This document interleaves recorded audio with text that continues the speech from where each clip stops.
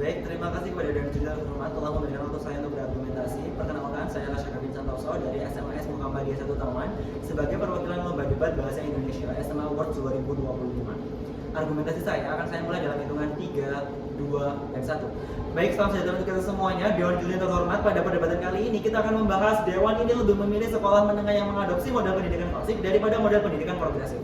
Perlu kita sadari bersama bahwasannya mosi pada perdebatan hari ini timbul akibat disrupsi teknologi dan juga globalisasi di segala bidang termasuk di bidang pendidikan. Sehingga sistem pendidikan akan mengikuti kemajuan zaman dan akan mengikuti perkembangan globalisasi itu tersebut. Namun di sini perlu disadari bahwasannya muncul kekhawatiran dari berbagai pihak yang mengkhawatirkan terhadap dinamika dunia pendidikan modern yang dianggap kurang disiplin dan juga terlalu fleksibel dan juga lain sebagainya.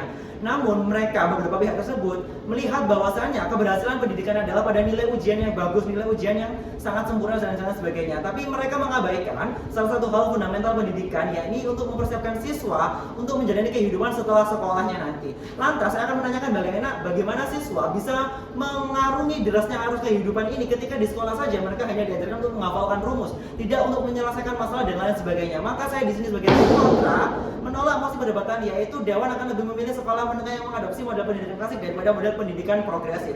Di mana titik berat saya di sini adalah argumentasi yang pertama adalah model pendidikan klasik tidak relevan dengan tuntutan abad ke-21. Karena mengapa?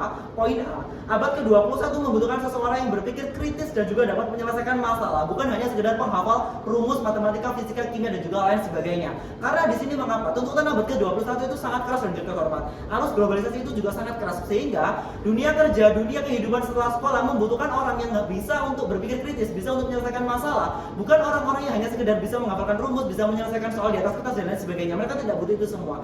Dan apabila kita terapkan model pendidikan klasik, maka mereka yang setelah sekolah akan kebingungan bagaimana kehidupan ini setelah sekolah dan lain sebagainya. Kemudian poin B, model pendidikan klasik gagal dalam menanamkan skill lunak siswa ataupun soft skill siswa. Padahal dunia global pada abad ke-21 membutuhkan keterampilan soft skill yang memadai yang untuk digunakan dalam menyelesaikan masalah kehidupan sehari-hari. Apabila mereka di sekolah tidak diajarkan soft skill, maka pada kehidupan selanjutnya setelah sekolah mereka akan kebingungan, padahal mereka tidak pernah diajari soft skill di sekolah. Oleh sebab itu saya akan sangat mendukung model pendidikan progresif. Kemudian yang ketiga atau poin C, model pendidikan progresif lebih banyak menekankan pada pembelajaran berbasis proyek, berpikir kritis, berdiskusi dan lain-lain, sehingga hal itu melatih soft skill mereka yang akan lebih dibutuhkan ketika mereka setelah selesai menuntaskan studinya di sekolah. Oleh sebab itu sangat baik dan terhormat. Kemudian argumentasi saya yang kedua adalah model pendidikan klasik mengabaikan keunikan tiap-tiap siswa. Karena mengapa? Poin A, model pendidikan klasik mengotak-ngotakkan kemampuan siswa hanya berdasarkan nilai akademis mereka, seperti mengotakkan siswa hanya pada IPA, IPS dan juga bahasa. Mereka melupakan bahwasannya setiap siswa itu memiliki keunikannya masing-masing. Tidak semua siswa memiliki bakat dalam hal akademis, tapi setiap siswa juga memiliki bakat dalam bidang non akademis. Nah, model pendidikan klasik hanya menilai mereka pada hasil akademis mereka, tidak hasil non akademis mereka, sehingga itu sangat-sangat menimbulkan ketimpangan sosial yang sangat tinggi dan terhormat, sehingga banyak orang-orang yang pintar pada bidang non akademis mereka tidak dihargai oleh sistem pendidikan yang ada di Indonesia ini. Kemudian poin B, mereka sistem pendidikan klasik hanya menilai siswa melalui ujian tulis dan hanya menilai mereka dari nilai di atas kertas, padahal mereka juga memiliki kemampuan dan juga bakat di lain hal ujian ataupun hal tulis menulis itu tersebut. Kemudian poin C, mereka model pendidikan klasik hanya mengembangkan metode pembelajaran yang membosankan atau metode pembelajaran hanya satu arah, guru pada siswa. Tapi mereka melupakan bahwasannya setiap siswa itu memiliki metode belajarnya masing-masing. Ada yang kinetika, auditori, kemudian visual dan lain sebagainya. Itu merupakan hal yang dilupakan oleh sistem pendidikan klasik dan juga hal yang diingat oleh sistem pendidikan progresif. Kemudian poin D, model pendidikan progresif memberikan pemahaman yang berbeda. Mereka fokus pada minat dan juga bakat siswa dan juga menghargai keunikan tiap siswa, sehingga setiap siswa tidak hanya belajar untuk nilai mereka, tidak hanya belajar agar menyelesaikan kewajiban mereka, tapi mereka belajar karena keinginan tahuan mereka sendiri, mereka belajar karena rasa penasaran mereka sendiri, sehingga hal itu akan sangat bagus, sehingga mereka akan mengurangi rasa tekanan dari akibat belajar itu tadi. Kemudian solusi di sini yang bisa saya tawarkan adalah saya menolak dikotomi hitam putih antara model pendidikan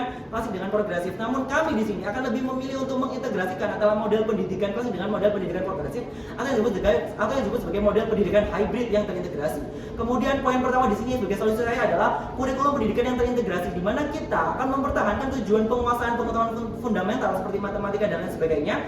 Namun kita ajarkan dengan cara yang lebih kreatif seperti FGD studi atau focus group discussion ataupun proyek ataupun lain sebagainya, sehingga mereka akan memahami apa yang sebenarnya terjadi dan apa yang sebenarnya mereka pelajari. Kemudian yang kedua, guru sebagai fasilitator bukan sentral pendidikan, sehingga guru akan membimbing mereka bagaimana siswa itu menemukan ilmu tersebut dan lain sebagainya.